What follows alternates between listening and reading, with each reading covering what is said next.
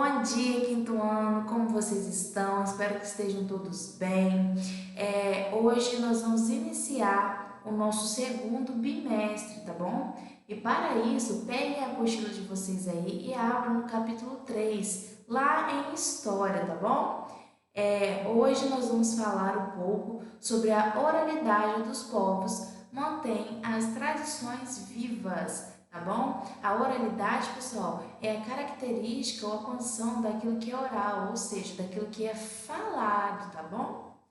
Bom, agora nós vamos, vocês vão responder algumas perguntinhas para mim, mas são perguntinhas mentalmente que vocês vão responder, tá? Ou conversar com o papai, a mamãe em casa, é só para a gente refletir um pouquinho, tá? Sobre aquilo que a gente vai ver, né, estudar ao longo desse capítulo. Pensem aí, vocês já contaram histórias? Vocês já ouviram histórias? Já ouviram também falar sobre lendas? E nos almoços em família na casa de vocês? Sempre tem algum tio, uma tia, uma avó, um avô que conta alguma história, né? E sai sempre algum assunto nessas festas em família, ou o avô ou a avó de vocês contam histórias explicando como que começou essa família de vocês, né, de onde veio. Então, a gente percebe que essas histórias fazem parte da nossa cultura e que a oralidade ela é um elemento essencial para o estudo da história, tá? E é isso que nós vamos começar a ver o decorrer deste capítulo. Para a gente começar nossos estudos, nós vamos analisar a imagem de abertura do capítulo, tá bom, pessoal? Olha só, nessa imagem aí, nós conseguimos analisar que tem animais, né? Tem pássaros, tem um tucano. Nós conseguimos ver também que eles estão numa floresta, que existem pessoas nessa imagem, e essas pessoas pelos traços do desenho, né, pelas vestimentas, pelas pinturas no rosto, no corpo, a gente consegue analisar que são indígenas, tá bom? E também pelos traços do desenho, né, nós conseguimos perceber que esses três indígenas aqui, ó, que estão juntinhos aqui, são indígenas mais novos, e este indígena aqui, ó, pelos traços do desenho, né, nós estamos conseguindo ver que ele é um indígena mais velho. Provavelmente é uma pessoa mais velha daquela aldeia que eles habitam, tá bom? E ele aqui, ó, pode ver que os três estão prestando atenção no que ele está falando, ou seja, ele está contando uma história, né, alguma história para esses outros indígenas. E vocês sabiam que a oralidade, ela faz parte principalmente das tradições indígenas, tá? Os costumes, as histórias, as tradições, elas foram passadas geralmente, né, das pessoas mais velhas dessa aldeia para as pessoas mais novas, tá? E dessa forma a memória foi se construindo. E muitas vezes não se tem o hábito da escrita, tá? E sim o hábito da oralidade, o hábito de contar, de falar uma história, tá? Sobre essas tradições, sobre esses costumes, sobre essas histórias. Virando aí na página 4, na seção Diga aí, temos atividades aí para vocês fazerem, tá? Vocês vão ler a Trova, que foi criada por Aldemar Tavares, tá? Trova, como está falando aí no quadradinho, é um texto poético formado por estrofes de 4 versos, tá bom, pessoal? Então vamos ler essa trova aí. Ó, para dormir numa rede, cumpre logo prevenir, não é chegar e deitar, nem é deitar e dormir. Tem de procurar o jeito de dormir enviesado, pois não dando esse jeitinho, não está em regra deitado. Então, nessa trova aí, ele está querendo mostrar, né, explicar a vocês como que é o jeitinho certo de deitar nessa rede, né? Para você, só para depois você relaxar um pouco e dormir. Antes ele está explicando que você tem que dormir de um jeito enviesado, tá? Então, tem duas palavras aí em destaque na trova, que é prevenir, né? E enviesado, que está aqui dentro do quadradinho explicando o que são essas duas palavras. Prevenir é preparar-se para algo que vai acontecer, né? E enviesado é atravessado na diagonal, tá bom, pessoal? Assim, ó, diagonal. Pessoal, uma dúvida. O que vocês acham? A rede, ela veio das tradições indígenas ou das tradições dos europeus, hein? O que vocês acham? Bom, a rede, ela veio das tradições indígenas, tá? Os indígenas que dormiam em redes. E até hoje, né, temos pessoas que têm rede em casa para relaxar, né, ou para sentar, ou para dormir, né, um pouquinho, tirar um cochilo. Quando não tem casa, ou talvez tenha numa casa no campo, ou uma casa na praia, né? É um lugar muito bom para a gente relaxar um pouquinho. Eu gosto muito de dormir em rede, vocês gostam? Olha só. Após a leitura do texto, responda as questões. Qual é a função do objeto citado no texto? Então, qual que foi o objeto citado no texto? O objeto foi a rede, né? Então, qual é a função do objeto citado no texto? Qual que é a função da rede que está falando aqui no texto? Para que eles vão utilizar essa rede? Então, é isso que eu quero que vocês me respondam, tá? B. Existe uma maneira ideal de se usar esse objeto? Qual? Lendo aqui o textinho, né, Trova?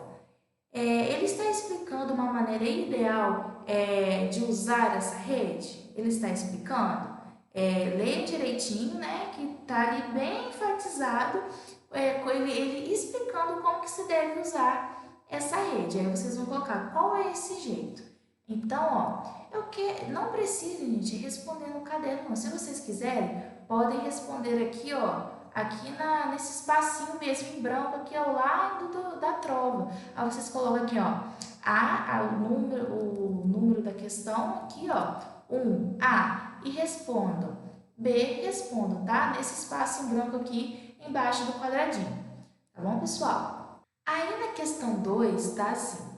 Leia este trecho da carta de Pero Vaz de Caminha, que viu as terras que se tornaram Brasil, com os primeiros portugueses que aqui chegaram em 1500. E vocês lembram quem foi Pero Vaz de Caminha? Então, Tia Lívia vai refrescar um pouquinho a memória de vocês. Pero Vaz de Caminha, gente, ele foi um escrivão que chegou junto, né, às terras do Brasil, e ele era o responsável por escrever tudo aquilo que aconteceu aqui depois da chegada dos portugueses, tá? Também o que aconteceu durante as viagens. Então, ele escrevia essas cartas e ele enviava para o rei de Portugal. Assim, ele explicava, né, para o rei de Portugal o que estava acontecendo aqui nas nossas terras, o que estava acontecendo nas viagens. Então, assim, o rei de Portugal ele tinha controle de tudo o que estava acontecendo, tá? Então, vamos ler aí, um pedacinho dessa carta que ele escreveu. Uma povoação em que haveria 9 ou 10 casas, as quais eram tão compridas, e de esteio a esteio, uma rede atada pelos cabos, alta em que dormiam. Debaixo, para se aquentarem, faziam seus fogos. Então, essa foi a carta, né, que ele escreveu. E aqui em roxinho está explicando o que é a palavra esteio, tá? Esteio é uma peça em madeira ou ferro que serve para segurar alguma coisa, tá? Tipo cabos, tá, pessoal? Que serve para segurar alguma coisa. Aí logo abaixo, tem 2 perguntinhas aí. De acordo com a carta, responda as questões. Os portugueses nunca tinham visto uma rede até então. O uso de rede fazia parte da tradição de qual cultura? Era da cultura indígena ou era da cultura europeia? O que vocês acham? Respondam para mim. B. Esse objeto é utilizado pelos brasileiros atualmente? Ainda hoje em dia nós conseguimos encontrar redes em casas, casas na praia, né, casas no campo, para as pessoas descansarem, para relaxar? Então, é isso que eu quero que vocês respondam. Podem responder aqui também, tá? Tem um espacinho aí, mas que a resposta também é bem curtinha, dá para vocês responderem aqui, tá? Uma coisa interessante que está falando aqui no post-it, gente, o nome rede ele foi dado por Pero Vaz de Caminha, tá? Ao objeto usado pelos indígenas para deitar, descansar e dormir. E na língua indígena, a rede não chamava rede. Então, foi o português, né, Pero Vaz de Caminha, que deu esse nome. Os indígenas chamavam a rede INI, para vocês verem que interessante, né? Agora vocês vão virar aí para mim na página 5 da apostila de vocês, tá? Essa página aqui, que nós vamos começar a falar um pouco sobre essa tradição oral e a cultura dos povos nativos. Na tradição oral, como eu já falei para vocês, as histórias e os conhecimentos são compartilhados por meio da fala, tá? Oralidade, da fala, do canto. E sem o uso da escrita, tá? Escrever não é usado. Essa maneira de compartilhamento possibilita a preservação da história e da cultura dos antepassados para as futuras gerações, tá? Como eu falei para vocês, geralmente esse conhecimento ele é passado dos mais velhos para os mais novos, tá? Antes de nós começarmos aí a analisar essa imagem da seção Interpretando do grupo Maori, eles são habitantes lá da Nova Zelândia, então nós precisamos saber onde é a Nova Zelândia do nosso mundo, né? Onde ela se localiza. Nós precisamos ver, antes da gente começar a estudar sobre esse grupo. Então, Nova Zelândia, gente, aqui temos o nosso planisfério, né? Temos aqui o Brasil, onde nós estamos, na América do Sul. Temos aqui a América do Norte, a América Central, a América do Sul, que são os continentes, tá bom, pessoal? E lá no continente da Oceania, vamos lá na Oceania, está localizado, que é uma ilha aqui, tá? A Nova Zelândia, tá? Que fica na Oceania. Essa Nova Zelândia ela é uma ilha, está situada no continente da Oceania, tá bom, pessoal? A Nova Zelândia é uma ilha e é onde esse grupo Maori se localiza, onde eles habitam. E é isso que nós vamos começar a ver agora, tá? Agora que nós já sabemos onde é a Nova Zelândia no nosso mapa, né? E é lá que esse grupo Maori se localiza, nós vamos falar um pouco sobre eles agora. Antes de analisar a fotografia,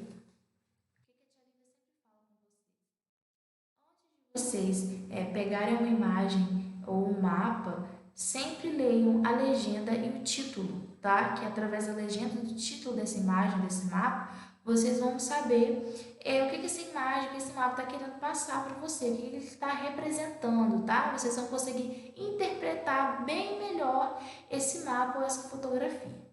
Olha só. Então, aqui na legenda da imagem, temos aqui que foi uma fotografia tirada lá na Nova Zelândia, né? Que está sendo retratada aí na imagem. Os maoris em sua casa de conversação. E essa fotografia foi tirada entre 1880 e 1920, tá? Foi nesse período aí.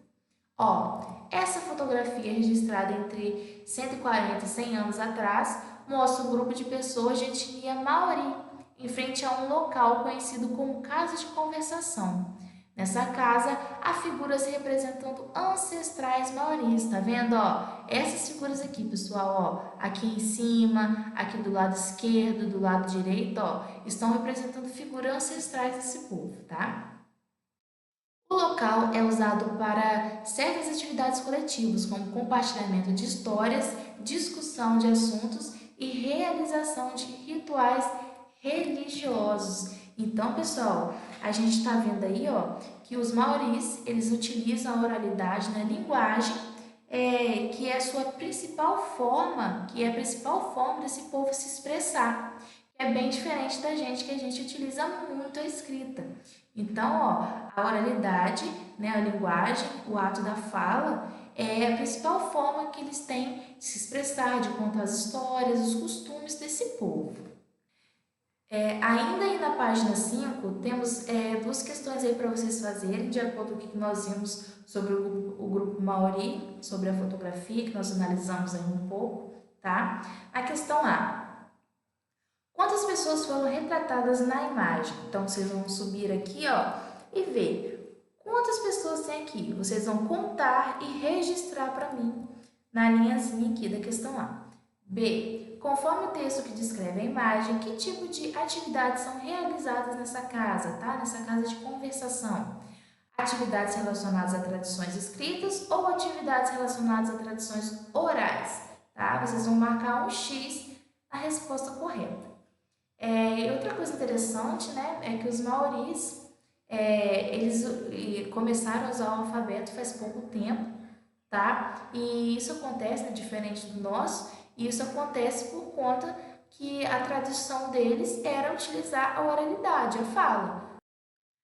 Virando aí na página 6, temos aí duas questões, 2 e 3. A 2 nós já fizemos juntos. A questão 3, galera, que é para vocês realizarem essa pesquisa aí dos maoris na atualidade, eu não quero que vocês façam essa pesquisa agora, tá? Nós vamos ter outra oportunidade para realizar essa pesquisa, tá bom, pessoal? Então, prosseguindo aí nos nossos estudos, né, nós vimos que a tradição da oralidade é algo que fazia parte, né, do passado, mas que ainda essa tradição permanece no presente, tá, na atualidade, e que principalmente essa tradição ela é utilizada pelos grupos indígenas, tá? Então, ó, observando essa imagem aí, lembrando sempre de ler a legenda da imagem. Então, ó, essa imagem aqui, ela está representando o interior de casa de reza de tribo indígena Guarani, tá? Essa foto foi tirada em 2015, então é uma foto recente, tá? Então essa tradição da oralidade ainda é presente nessa cultura indígena, né? Que, ó, como está dizendo aqui no quadradinho, na foto, foi retratada a casa de reza de uma aldeia indígena Guarani, do município de São Paulo. Essa construção apresenta os mesmos princípios da casa de convenção maori, galera, que nós vimos na imagem da página anterior, tá? É onde as pessoas se reúnem para discutir, ensinar, trocar histórias e saberes, né? Trocar esses conhecimentos, tá? E as casas de rezas também são chamadas de opi, tá? E são sagradas para os tupi-guaranis, tá bom, pessoal?